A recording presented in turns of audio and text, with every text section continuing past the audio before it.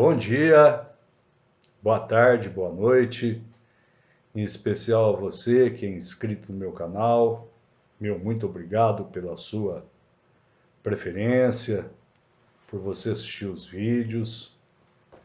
E a você que me visita pela primeira vez, seja muito bem-vindo. Espero que você goste do conteúdo, espero que você aprenda com essas pequenas anotações e que você se inscreva e ative as notificações para receber as aulas novas que toda semana eu posto nesse canal. O tema de hoje é um tema que é bem interessante porque é uma nova lei que está em vigor e que ela foi colocada no nosso ordenamento jurídico em virtude de acontecimentos anteriores envolvendo um caso que eu vou falar mais para frente para vocês. O crime que eu estou falando é a violência institucional, que foi incluída na Lei 13.869, de 19, que é a lei do abuso de autoridade. A violência institucional, o texto do crime é o seguinte: artigo 15, tracinho, a linha A. Submeter a vítima de infração penal ou a testemunha de crimes violentos a procedimentos desnecessários, repetitivos, invasivos, que a leve a reviver sem estrita necessidade. Inciso 1º, a situação de violência, ou, inciso 2º, outras situações potencialmente geradoras de sofrimento ou estigmação.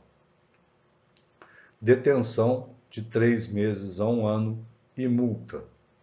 Se o agente público permite que o terceiro intimide a vítima de crimes violentos, gerando indevida revitimização, aplica-se a pena aumentada de 2/3.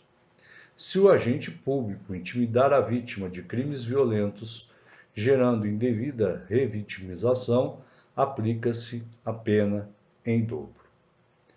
Percebam que essa é a Lei 14.321 de 2022, que foi sancionada sem vetos pelo nosso presidente Jair Bolsonaro, acrescentando um novo artigo à Lei de Abuso de Autoridade, que se encontra em vigor desde 2019.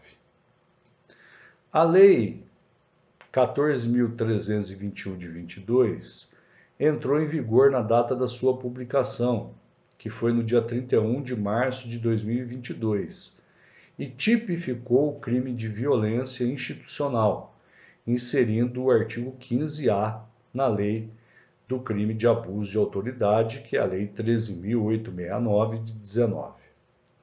Essa lei, ela é fruto de uma repercussão muito grande que se deu num caso de acusação de estupro em Santa Catarina, em que a vítima foi Mariana Ferrer, que foi ridicularizada, humilhada pela defesa do acusado durante uma audiência, sem que o membro do Ministério Público e o juiz tomassem providência.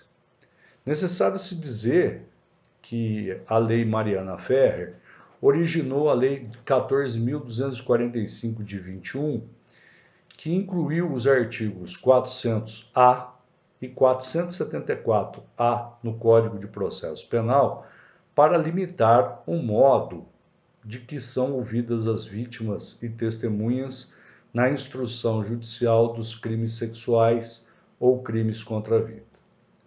Para melhor compreensão da matéria, o artigo 400-A do Código de Processo Penal tem a seguinte dicção: na audiência de instrução e julgamento, e em especial que se apure crimes contra a dignidade sexual, todas as partes e demais sujeitos processuais presentes no ato deverão zelar pela integridade física e psicológica da vítima, sob pena de responsabilização civil, penal e administrativa, cabendo ao juiz garantir o cumprimento do disposto nesse artigo, sendo vedadas a manifestação sobre as circunstâncias ou elementos alheios ao fato objeto da apuração do processo, a utilização de linguagem ou informação ou material que ofendam a dignidade da vítima ou das testemunhas.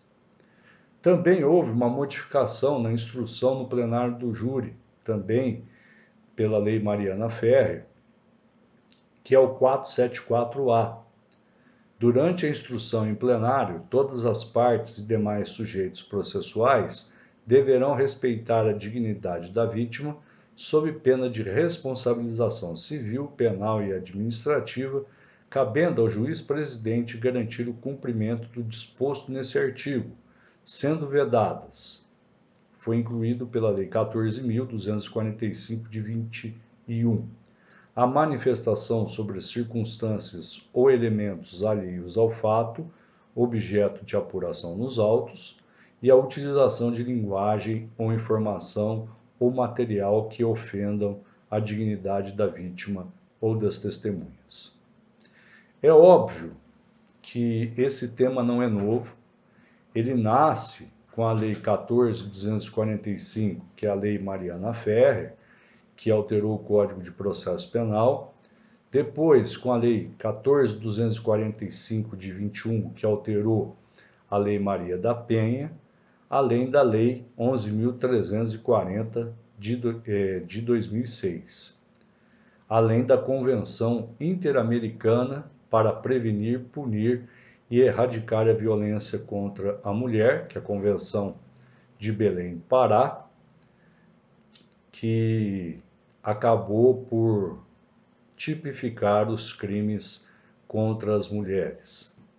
No plano jurisprudencial, o Brasil, infelizmente, ostenta condenação por este motivo pela Corte Interamericana de Direitos Humanos. O Supremo Tribunal Federal, ele possui entendimento que a ampla defesa não é absoluta, podendo ser indeferida a oitiva de todas as vítimas para evitar a desnecessária morosidade da justiça e a revitimização. O tipo penal, ele pune quem submete a vítima ou a testemunha de crimes violentos a procedimentos desnecessários, procedimentos repetitivos, invasivos, de sorte que leve a vítima ou a testemunha a reviver, sem a estrita necessidade, a situação de violência ou de outras situações que gerem sofrimento ou estigmação. Notadamente, se preocupa muito o direito penal com a criminologia, para evitar a vitimização. É um processo emocional no qual o ofendido, pela sua oitiva, ele se torna vítima novamente. É o que a gente chamamos de vitimização secundária, que deriva do tratamento conferido pelas instâncias de controle social, como as polícias judiciárias, as polícias civil, militar, o Ministério Público e o Poder Judiciário, e que causam sofrimento adicional à vítima pelos órgãos estatais. E ela pode surgir também do mau atendimento dado pelo agente público, que leva a vítima a se sentir como sendo um objeto nas mãos do Estado e não um sujeito de direitos. Esse comportamento inadequado do agente público acaba acarretando a diminuição ou a perda de credibilidade dos órgãos estatais. É necessário dizer que esse crime merece atenção, até porque uma revitimização pode gerar drásticos efeitos colaterais, servindo como instrumento para intimidar o agente público quando da realização dos atos necessários à descoberta da verdade. Qual que é o objetivo jurídico desse crime? Assim, como nos crimes de abuso de autoridade, cuida-se de crime pluriofensivo, porque há mais de 2 bens jurídicos protegidos pela norma. Protege o crime a honra, a integridade moral e a liberdade de locomoção. O bem jurídico tutelado imediato ou secundário é a normalidade e a regularidade dos serviços públicos ou o bom funcionamento do Estado. O objeto material. A conduta criminosa recai sobre a pessoa que sofre a conduta abusiva, ou seja, a testemunha ou a vítima. Sobre o sujeito ativo, nós precisamos ter uma atenção toda especial. Os crimes de abuso de autoridade são classificados como próprios quanto ao sujeito ativo. O tipo penal em análise não é exceção. É um crime próprio. E crime próprio são aqueles crimes que só podem ser cometidos por determinadas pessoas, tendo em vista que o tipo penal existe certa característica do sujeito ativo. Podemos citar como exemplo o infanticídio, podemos citar como exemplo a corrupção passiva. No primeiro caso do infanticídio, é necessário que seja a mãe, sob a influência do estado corporal, e na corrupção passiva, por exemplo, ele só pode ser cometido por funcionário público. Por isso, é importante se dizer que particulares sozinhos não podem praticar esse delito. Assim, o advogado que no exercício da advocacia defensiva produzir revitimizações a vítimas e testemunhas de crimes violentos não está em curso nas penas do crime em estudo. Por quê? Porque é um crime próprio, né? É um crime próprio. Dessa forma, somente a possibilidade de incriminar a conduta de particulares quando eles agirem em conluio ou em concurso de agentes com autoridade pública, que poderá a pena, nesse caso, ser majorada em 2/3. Evidentemente, se o particular praticar essa conduta, ele pode responder por crime de violência psicológica, quando a vítima for mulher, ou crime contra a honra, dependendo da sua conduta.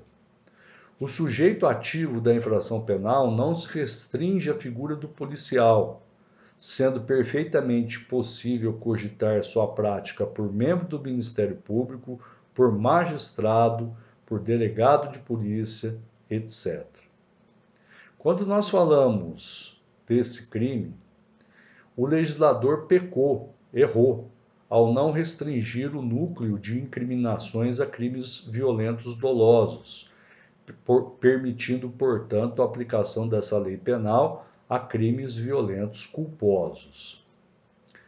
Quando nós falamos sobre esse crime, ele pode ocorrer ainda antes do registro formal dos fatos, do boletim de ocorrência, em processos revitimizadores por parte da polícia, que ensejaria a aplicação do dispositivo legal.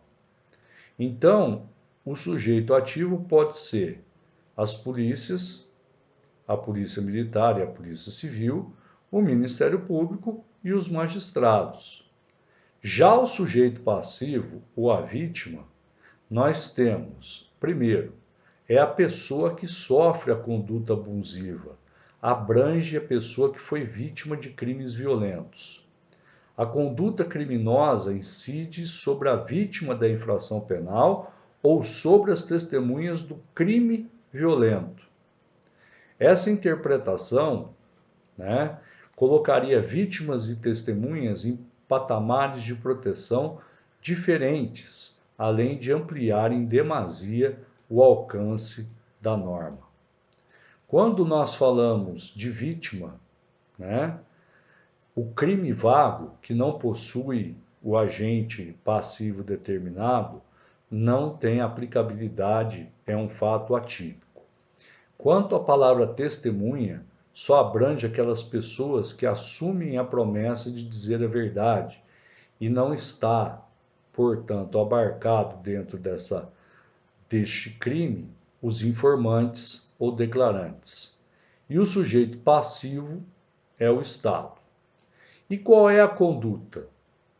A conduta que se pune é a do agente público que submete a vítima ou a testemunha de crimes violentos a procedimentos desnecessários, repetitivos, invasivos, que leve a reviver sem a estrita necessidade a situação de violência ou situações que geram sofrimento ou estigmação.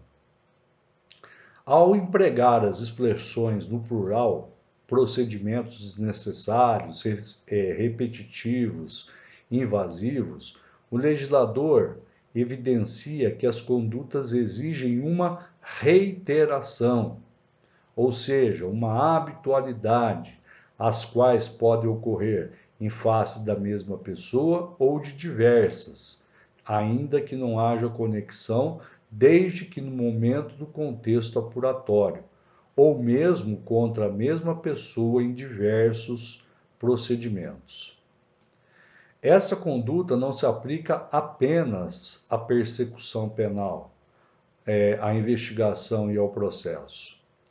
Constrangimentos como podem acontecer quando da lavratura de qualquer registro de ocorrência, a exemplo da conduta perpetrada por policiais antes ou no momento da lavratura do boletim de ocorrência.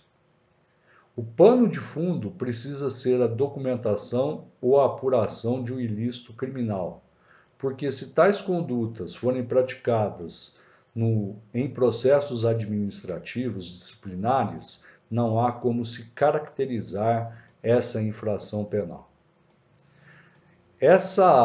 O legislador ele lançou mão de um mecanismo de interpretação analógica, fornecendo situações causais exemplificativas de condutas revitimizadoras, como procedimentos necessários, repetitivos ou invasivos, ou a outras situações potencialmente geradoras de sofrimento ou estigmação.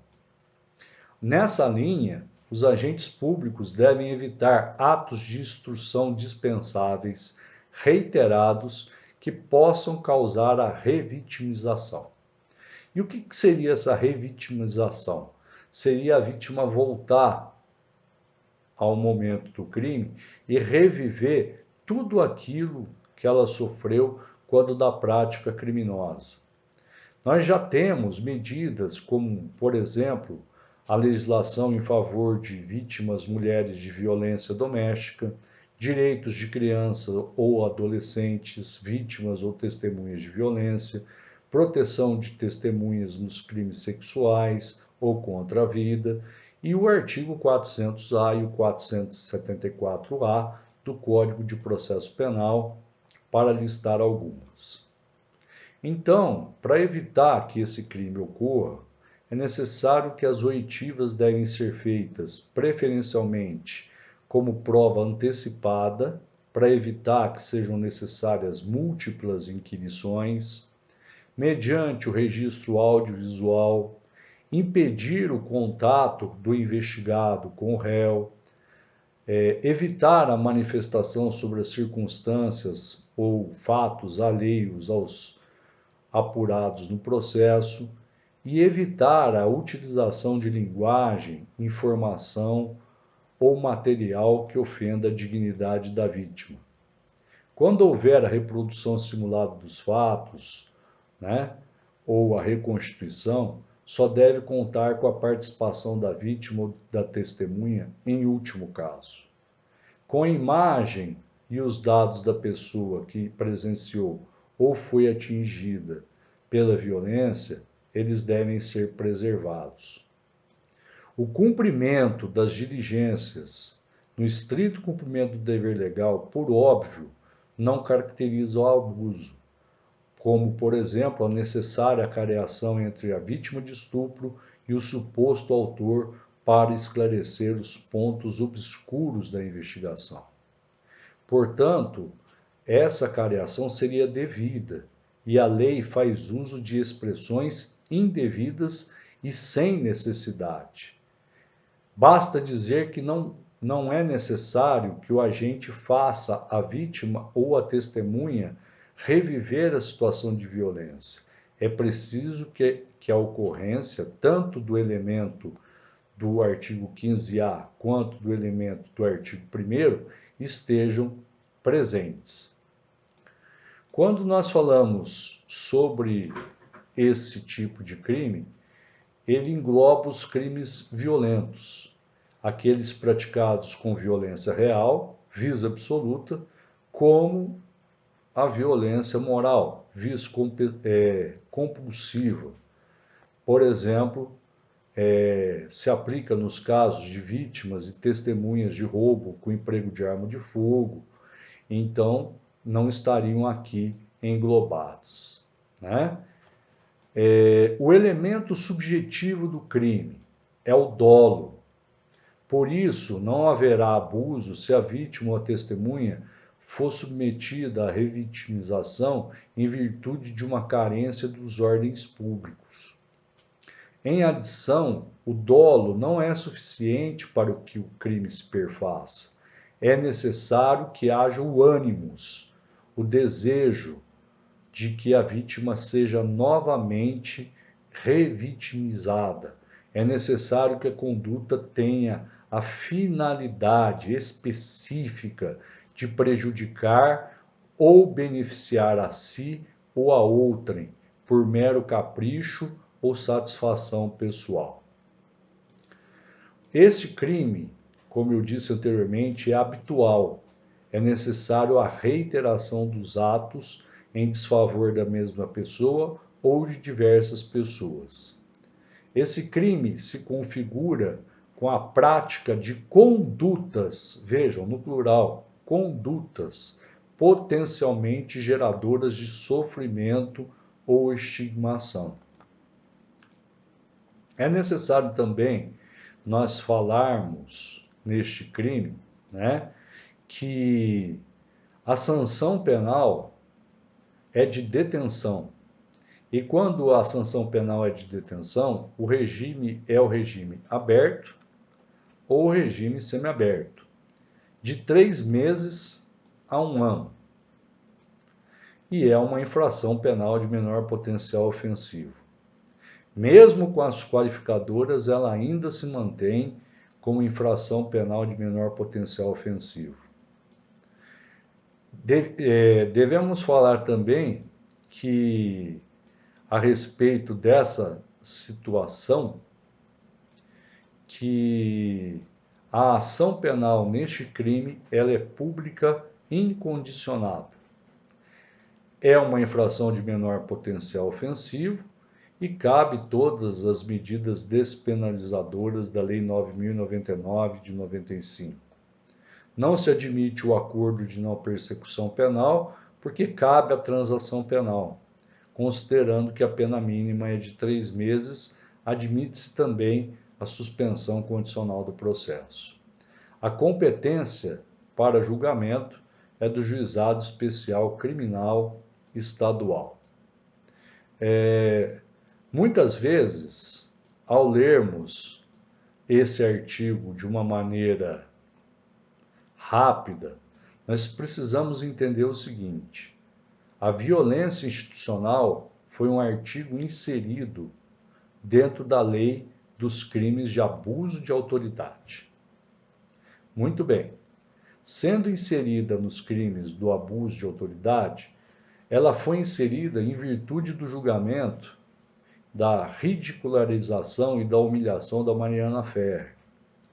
Já foram tomadas medidas processuais para que isso fosse coibido, como o artigo 400-A do Código de Processo Penal e o 474-A do Código de Processo Penal. É interessante dizer, né, que se protege a honra, a integridade moral, a liberdade de locomoção e principalmente o lado psicológico da criminologia, evitando que a vítima passe novamente por aquela situação constrangedora. Quando nós falamos, e aqui é importante, do sujeito ativo, é um crime próprio, somente pode ser cometido por determinadas pessoas, no caso, funcionário público. Particulares, advogados, não respondem por este crime. Por quê? Somente vai responder por esse crime se houver um conluio, um concurso de agentes entre o advogado e a autoridade. É necessário dizer que esse crime pode ocorrer na fase de elaboração do boletim de ocorrência, na fase da elaboração do termo circunstanciado de ocorrência, pelos policiais militares, pelos policiais civis, pelo Ministério Público, pelo magistrado. E o sujeito passivo é a vítima ou a testemunha. O que é de salientar é que quando olhamos para esse tipo penal, nós vemos uma pena pequena, de 3 meses a 1 ano e multa, ou seja, um crime de competência do Juizado Especial Criminal, né, que permite a transação penal, que permite a suspensão condicional do processo, e foi colocado esse tipo penal para suprir a lacuna, porque o artigo 400 do Código de Processo Penal diz assim: na audiência de instrução e julgamento, em especial nos crimes que se apura a dignidade sexual, todas as partes e sujeitos processuais presentes no ato deverão zelar pela integridade física e psicológica da vítima, sob pena de responsabilidade civil, penal e administrativa. Não tínhamos um tipo penal para criminalizar esta conduta. É óbvio que o particular, né, o advogado que se exceder, ele poderá ser punido, né, por crime contra a honra, né? Ele poderia também ser punido, evidentemente, né, por violência psicológica e também sofrer uma sanção disciplinar da Ordem dos Advogados do Brasil. Então, essas são as condutas deste crime, da violência institucional. Espero que vocês tenham tido uma ideia a respeito desse novo tipo penal e eu espero vocês no nosso próximo encontro. Um grande abraço para você, um grande beijo, que Deus te abençoe, que Deus te proteja e que Jesus Cristo ilumine o seu caminho e sua vida. Grande abraço.